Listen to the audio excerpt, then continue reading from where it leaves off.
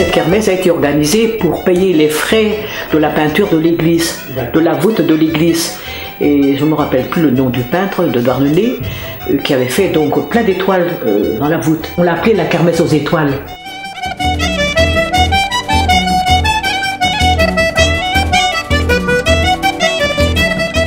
Et les gens sur la campagne qui connaissent bien le temps, ils disaient « Oh, sûrement demain il y aura de la pluie » parce qu'on dit que quand il y a beaucoup d'étoiles dans le ciel, il pleut le lendemain. Et cette voûte-là, vraiment, elle est bien étoilée. Hein. On remarque bien les étoiles. Et ça frappe beaucoup les visiteurs qui viennent, ils trouvent ça formidable.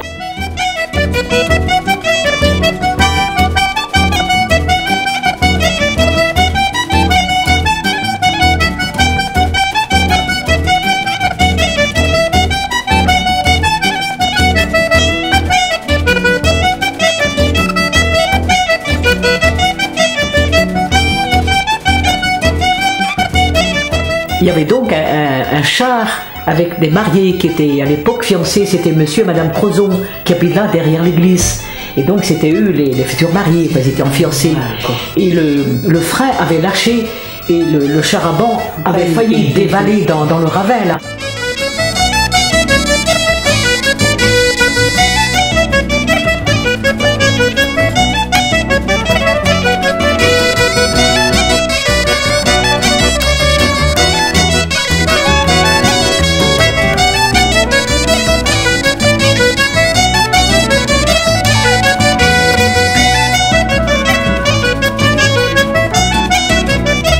C'était normal que les gens de la campagne portent le costume du pays. Ma maman, ici, elle a porté la coiffe assez tard, d'ici qu'elle a pu mettre sa coiffe. Et après, même qu'elle ne pouvait pas mettre sa coiffe, parce qu'elle a eu une petite paralysie, c'était une voisine qui venait lui faire le nœud derrière. Elle tenait à porter sa coiffe. Et même quand on allait au champ, elle avait toujours sa coiffe. Et les bigoudènes, par contre, ils ne mettaient pas leur grande coiffe pour tous les jours, parce que ça demandait beaucoup de travail. Donc elle mettait une petite coiffe.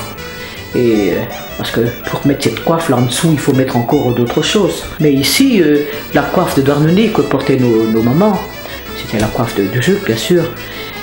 Ça ne demandait pas beaucoup de préparation. Il y avait quand même deux petites coiffes en dessous. Deux petits bonnets plutôt. La presse a dû s'en mêler.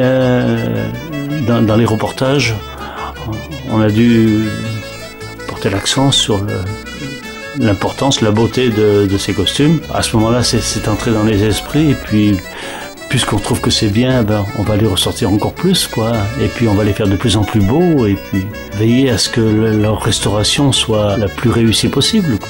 Tous les gens de la commune et au-delà même se sont mis pour bien faire les choses.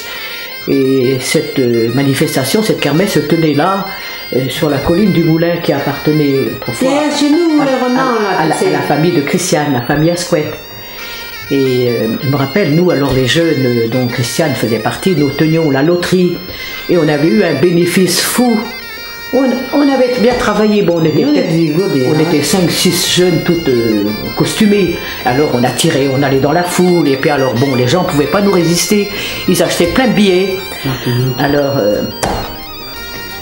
on avait vendu plein de billets, on avait eu beaucoup de gains. Je ne me rappelle plus combien. Tiens, Yves du Carbon avec le jeu de boules. Mais moi, c'est là que je voulais qu'on aurait pas, j'ai trouvé celle-là tellement belle.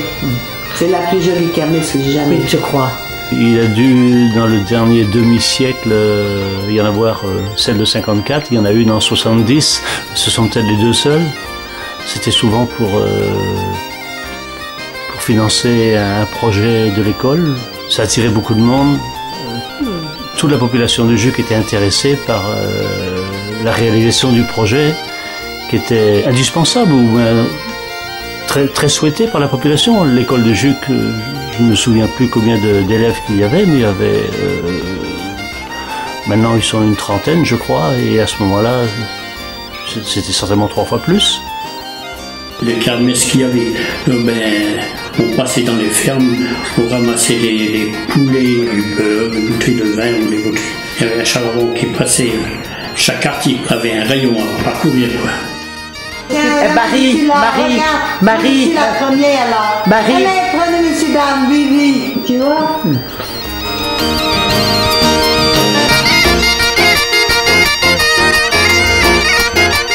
vu cette kermesse, ça c'est une des plus Ah, moi, belles. c'est la plus belle kermesse Oui, que j'ai le jamais clocher, vue. comme il est beau, hein.